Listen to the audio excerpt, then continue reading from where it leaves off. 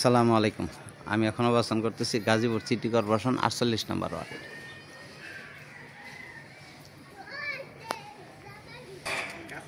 জমির পরিমাণ 3.25 কাঠা।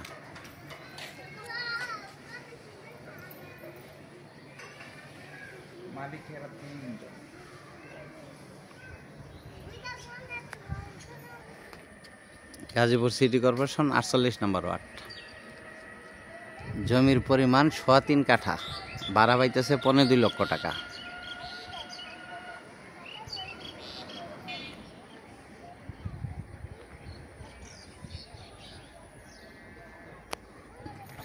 গাজীপুর সিটি কর্পোরেশন 48 নম্বর ওয়ার্ড। খুব সুন্দর করে রাখছে ভিতরে।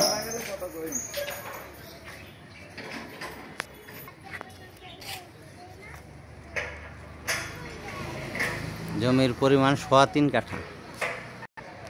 জমির পরিমাণ 3.25 কাঠা, 7 তলা 6.5 তলা কমপ্লিট।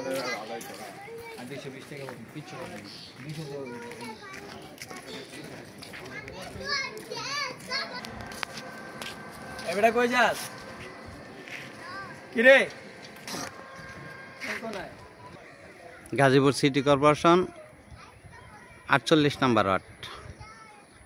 জমির পরিমাণ 3.25 কাঠা, ভাড়া পাচ্ছে 2.5 লক্ষ টাকা।